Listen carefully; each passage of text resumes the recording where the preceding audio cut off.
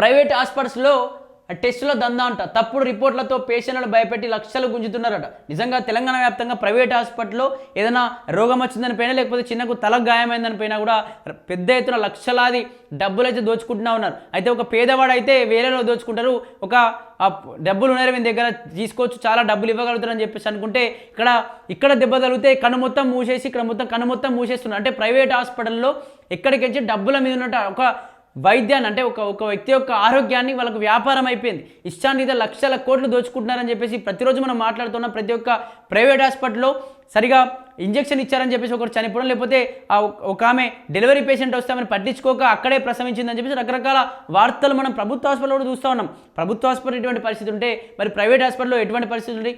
వీటినే అంటే ప్రైవేటీకరణ వద్దు అంటూనే ప్రభుత్వంలో ఉన్నటువంటి మంత్రులు, ఎమ్మెల్యేలు, లేకపోతే డైరెక్ట్గా ముఖ్యమంత్రి వెళ్ళి ప్రైవేట్ హాస్పిటల్లో ఆ రిబ్బన్ కట్ చేసినాక మరి ఇక్కడ ప్రభుత్వ హాస్పిటల్ పరిస్థితులు ఏంది? మరి ఎప్పుడైనా ప్రభుత్వ హాస్పిటల్ గురించి ఆలోచించారా? ప్రైవేట్ హాస్పిటల్ రకరకాల పేర్లతో ప్రభుత్వాలే ఓపెన్ చేసినాక మరి ప్రైవేటీకరణకు మొగ్గు చూపకుండా ప్రభుత్వానికి మీరు ఏ విధంగా అది చేసినట్టు? దీనికి సంబంధించి ప్లేట్లెట్స్ తగ్గకపోయినా తగ్గినట్టు, షుగర్ లేకపోయినా ఉన్నట్లు ఫేక్ రిపోర్ట్లు సృష్టించి ఇటీవలే కుక్కట్పల్లిలోని ఒక ప్రైవేట్ హాస్పిటల్లో బయటపడ్డ రిపోర్ట్ల మ్యానిపులేషన్, ఫిజియోథెరపీతో నయమయ్యే మోకాల నొప్పుల సర్జరీలు, సాధారణ జ్వరంతో వెళ్ళిన ఐసీయూలో చేర్చి జనం జేబులకు చిల్లులట. ప్రైవేట్ హాస్పిటల్స్లో కొరవడిన అధికారుల పర్యవేక్షణ, ప్రైవేట్ ల్యాబులు, హాస్పిటల్స్ దోపిడీకి చెక్ పెట్టాలని ప్రజల వినతట. ఏదైతే ప్లేట్లెట్స్ తగ్గినా కూడా తగ్గలేమనడం, లేకపోతే షుగర్ లేకపోయినా షుగర్ ఉందనడం, లేకపోతే ఏదైనా చిన్న ఫిజియోథెరపీతో పోయేటువంటి ప్రాబ్లం ఏమైనా ఉంటే డైరెక్ట్గా మొక్కల్లో సర్జరీ చేసేస్తామనడం, డైరెక్ట్ ఆపరేషన్స్ వరకు వెళ్ళడం, ఇది ఒక వ్యాపారంగా చూస్తూ ఉన్నారు. వీటిని ఎవరు కూడా ప్రభుత్వం కూడా పట్టించుకోవట్లేదు, కనీసం తనిఖీలు చేయలేకపోతుంది ఆరోగ్య శాఖ అని చెప్పేసి కూడా ఇక్కడ చాలామంది మాట్లాడారు. ఒక కూకట్పల్లి ప్రైవేట్ హాస్పిటల్లో ఇష్యూ జరిగిందట. రైట్, రోగాన్ని నయం చేయాల్సిన ఆసుపత్రులు దోపిడీ కేంద్రాలుగా మారుతున్నాయి. వైద్యో నారాయణ హరి అన్న సూక్తిని పాతరేసి రోగుల భయాన్నే పెట్టుబడిగా మార్చుకుంటున్నాయి. టెస్ట్ రిపోర్ట్లకు తమకు కావాల్సినట్లు మార్చుకుంటూ లేని రోగాలను ఉన్నట్లు చూపిస్తూ లక్షల్లో దండుకుంటున్నారట. వైద్య ఆరోగ్య శాఖ అధికారులు పర్యవేక్షణను గాలికి వదిలేయడంతో ప్రైవేట్ మాఫియా దోపిడీకి అడ్డు అదుపు లేకుండా పోతుందనే విమర్శలు వెల్లువెత్తుతున్నాయి. రక్తంలో ప్లేట్లెట్ల సంఖ్య సరిపడా ఉన్నా తగ్గినట్లు, ఒంట్లో షుగర్ లేకపోయినా ఉన్నట్లు సాఫ్ట్వేర్లలో డేటా మార్చి తప్పుడు రిపోర్టు సృష్టిస్తున్నారట. ఐసీయూలు, వెంటిలేటర్లు, అనవసర సర్జరీల పేరుతో బాధితులను దోచుకుంటున్నారట. సాధారణ జ్వరమని వెళ్తే చాలు పేషెంట్ ప్రాణాల మీద వచ్చే విధంగా ల్యాబ్ రిపోర్ట్లు ట్యాంపర్ చేసి భయపెట్టి లక్షలు గుంజుతున్నారట. ఈ సంబంధించి రోగం నయం చేసిన డాక్టర్లే ఒక వ్యాపారస్తులుగా మారిపోతూ ఉన్నారు. నిజంగా ఒక హాస్పిటల్ వెళ్తే నా జ్వరం తగ్గుతుందనో, లేకపోతే నాకు కీళ్ళ నొప్పులు ఉంటాయి అవి తగ్గుతాయి, ఒక టాబ్లెట్ ఇస్తే లేకపోతే ఇంజక్షన్ ఇస్తే ఏదో చేస్తే తగ్గుతాయని చాలామంది ఒక 1000 రూపాయలు ఖర్చు అవుతాయి, 2000 ఖర్చు అవుతాయని చెప్పి హాస్పిటల్కి వెళ్తే వాళ్ళ యొక్క ఏది లేకున్నా, షుగర్ లేకున్నా షుగర్ ఉన్నట్టు, లేకపోతే జ్వరం లేకున్నా జ్వరం ఉన్నట్టు, ఏదో పలానా రోగం లేకుంటే ఈ రోగం ఎక్కువైపోయింది నీకు సర్జరీ అయిపోతే ఇబ్బంది అవుతుందని చెప్పి సర్జరీలు చేస్తూ లక్షల వేలలో ఒక వ్యాపారం చేస్తూ ఉన్నారు, లక్షల వేలలో దోచుకుంటూ ఉన్నారట. ఇంత జరుగుతున్న ప్రభుత్వం వీటిపైన ఎందుకు మాట్లాడలేకపోతుందని చెప్పేసి చాలామంది కూడా మాట్లాడుతూ ఉన్నారు. అలాగే టార్గెట్ పెట్టుకొని మరీ దోపిడట. ప్రైవేట్ కార్పొరేట్ హాస్పిటల్స్ మేనేజ్మెంట్లు డాక్టర్లపై పెడుతున్న టార్గెట్లే ఈ దోపిడీకి ప్రధాన కారణమని తెలుస్తున్నది. హాస్పిటల్స్లో ఉన్న ఓపీ బెడ్ల సంఖ్యను బట్టి ప్రతి నెల టార్గెట్లు ఉంటున్నాయి. డాక్టర్లకు నెలన ఇన్ని ల్యాబ్ టెస్టులు రాయాలని, ఇన్ని సర్జరీలు చేయాలని లక్ష్యం విధిస్తున్నారట. దీనికి సంబంధించి టార్గెట్ పెట్టుకొని మరి దోపిడట. ఒక్కొక్క బెడ్ పైన మనకి ఇంత అమౌంట్ రావాలి, ఎన్ని బెడ్లు ఉన్నాయి, ఎంత అమౌంట్ వస్తుందని చెప్పేసి ఈ విధంగా టార్గెట్ పెడుతున్నట్టు వీళ్ళను ప్రైవేట్ సంబంధించిన హాస్పిటల్ యాజమాన్యం కావచ్చు, అలాగే కార్పొరేషన్ సంబంధించి కొంతమంది కార్పొరేట్ హాస్పిటల్స్ కావాలని వీరిని హాస్పిటల్స్ యాజమాన్యాన్ని ఇబ్బంది పెట్టి డబ్బులు దోచుకునే విధంగా చెప్తా ఉన్నాడు. దీనికి సంబంధించి వీళ్ళు కూడా ఏం చేస్తూ ఉన్నారంటే మనం ఏదైనా స్కాన్ చేసుకున్నా, లేకపోతే డీటెయిల్స్ దానికి సంబంధించి సిస్టంలో వస్తాయి, సిస్టంలో ఆ డీటెయిల్స్ని మార్చి మరి వేరే డీటెయిల్స్ పెట్టి మరి వీళ్ళకు ఇస్తూ ఉన్నారట. ఆ విధంగా కూడా వీళ్ళ ప్రజలను భయపెట్టి మరి డబ్బులు లాగుతున్నట్టుగా తెలుస్తూ ఉంది. అలాగే విటమిన్ లోపం అయితే గుండె సమస్య అని చెప్పారట. నీరసంగా ఉండటం, కాస్త నడిచినా మెట్లు ఎక్కినా ఆయాసం వస్తుండడంతో ఒక వ్యక్తి ఇటీవలే ఓ కార్పొరేట్ హాస్పిటల్కి వెళ్ళాడట. డాక్టర్ బ్లడ్ టెస్టులు, ఈసీజీ, 2D ఎకో లాంటి టెస్టులు చేసి గుండె సమస్య ఉందని, సర్జరీ చేయాల్సిన అవసరం ఉందని చెప్పారు. అనుమానం వచ్చిన పేషెంట్ మరో హాస్పిటల్కి సెకండ్ ఒపీనియన్కి తీసుకోగా గుండె పనితీరు బాగానే ఉందని, విటమిన్ B12 లోపం వల్లే ఆయాసం, కళ్ళు తిరగడం లాంటి సమస్యలు వస్తున్నాయని తేల్చారు. దీంతో ఇంత చిన్న సమస్యకు మొదటి డాక్టర్ గుండె ఆపరేషన్ చేయాలని చెప్పాడేంటి అని పేషెంట్ బంధువులు ఆశ్చర్యపోతున్నారట. విటమిన్ లోపం అని వెళ్తే అడు బ్లడ్ టెస్టులు రాసి ఏమేమో చేసి గుండె సమస్య ఉంది సర్జరీ చేయాలని చెప్పేసిందట. దీనికి సంబంధించి భయపడి ఒకసారి వేరే హాస్పిటల్ దగ్గర కూడా అడిగే ప్రయత్నం చేస్తే వాళ్ళు ఏం చెప్తారో అంటే ఒక అమౌంట్ చెప్తారు ఒక హాస్పిటల్లో, ఇంత అమౌంట్ అవుతుంది, రెడీ చేసుకోండి, ఈ రోజు పెట్టుకుందాం, ముందు రోజు రండి, ఇంత అమౌంట్ కట్టండి, జాయిన్ కండి, మీ ఫ్యామిలీని తెచ్చుకోండి, ఇప్పుడు వాటర్ తాగండి, లేకపోతే ఇటువంటి ఫుడ్ తీసుకోండి అని చెప్పి రకరకాలు చెప్తారు. చెప్పిన క్రమంలో వీళ్ళు బయటకు వెళ్ళేసి వేరే హాస్పిటల్కు వెళ్ళి చూపించుకునే ప్రయత్నం చేస్తే, లేదు అసలు మీకు నీరసమే B12 తగ్గిపోయింది, దానికి సంబంధించి మీరు ఈ ఫుడ్ తీసుకుంటే లేకపోతే ఈ ట్యాబ్లెట్లు వాడితే మీకు ఇబ్బంది ఉండదని చెప్పేసి అది చెప్తున్నట. ఒకసారి మిగతా ఇన్ఫర్మేషన్ చూద్దాం.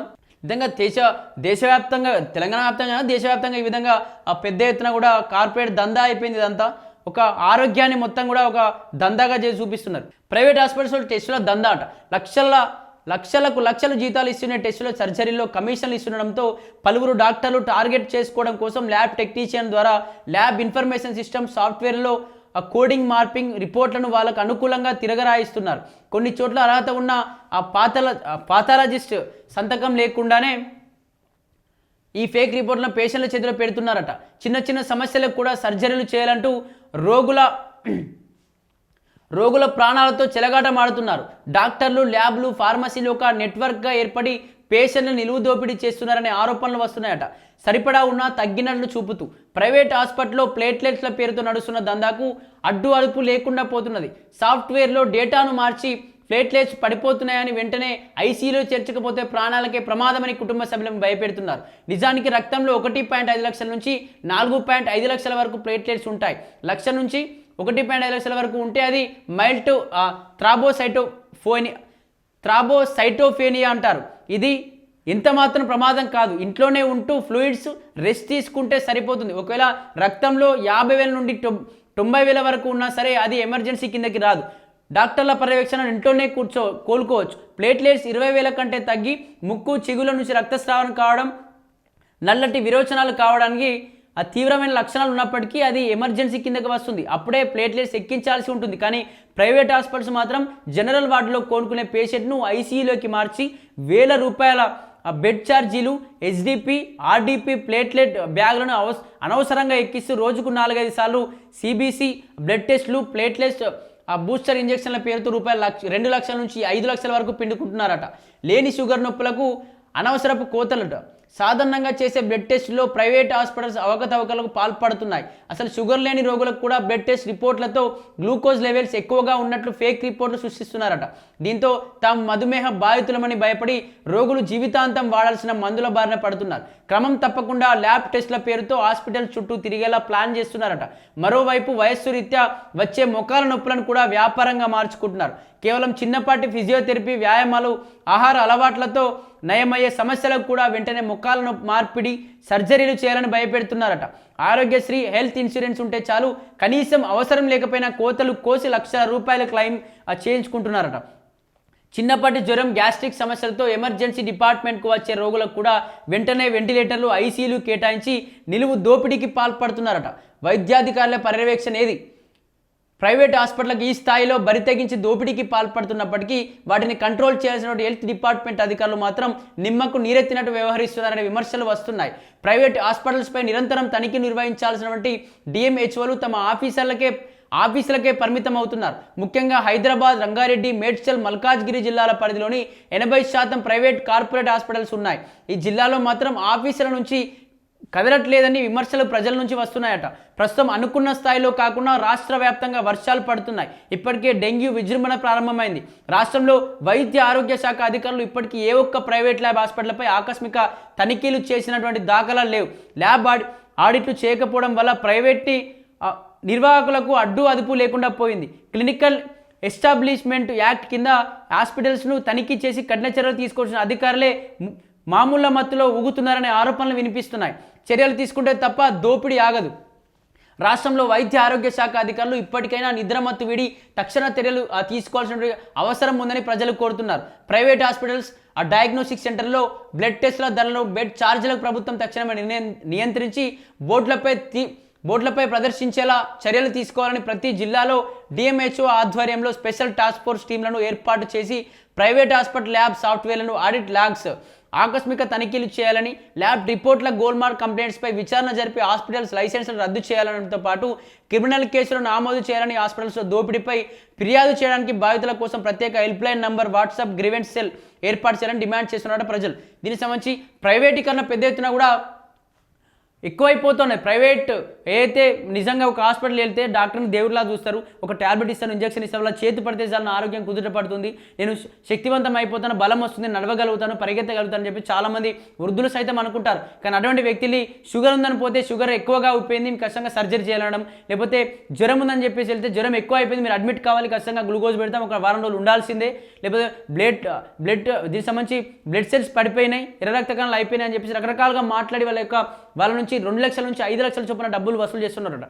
ఇంత జరిగినా కూడా కనీసం ప్రైవేట్కి సంబంధించినటువంటి ఏదైతే ఆరోగ్య శాఖ సంబంధించిన ప్రైవేట్ ఆ వ్యక్తులు కనీసం స్పందించకపోగా వచ్చి తనిఖీలు చేయకపోగా అసలు ఏం జరుగుతుంది, ఎందుకు ఈ విధంగా డబ్బులు లాగాల్సి వస్తుంది, ఆ డబ్బులు లాగేంతగా వాళ్ళ యొక్క ఆరోగ్యాలు అంత క్షీణించిపోయాయని చెప్పేసి కనీసం మాట్లాడకుండా వీళ్ళ మామూళ్ళ కోసం కూడా ఎవరిని పట్టించుకోకుండా డబ్బుల దోపిడీ ఇవ్వబడుతున్నారు. ఖచ్చితంగా ప్రభుత్వాలు కూడా ఆరోగ్య శాఖ మంత్రి దామోదర్ నరసింహ కూడా ఖచ్చితంగా రాజనరసింహ కూడా ఖచ్చితంగా ఒకసారి దీనిపై ఒక ప్రత్యేక దృష్టి పెట్టాలి, అందరితో కూడా ఒకసారి కూర్చొని ఆ ప్రైవేట్ హాస్పిటల్స్ యజమానులతో ఒకసారి కూర్చొని మాట్లాడి ఎందుకు ఈ విధంగా లక్షల్లో ఎందుకు వసూలు చేస్తూ ఉన్నారు, ఇంకేమైనా గ్యామ్లింగ్ జరుగుతుందా, ఏమైనా ప్రభుత్వాలకు ఏమైనా మామూలు ఇస్తూ ఉన్నారు ఏంటి అని చెప్పేసి రకరకాల ఒకసారి కూర్చొని మాట్లాడాలి. లేకపోతే ఖచ్చితంగా ఇటువంటి ఇబ్బందులు ప్రజల్ని ఫేస్ చేస్తే మాత్రం ప్రభుత్వాల పైన కూడా ఇక్కడ చెడ్డ పేరు వచ్చేటువంటి పరిస్థితి ఉంటుంది.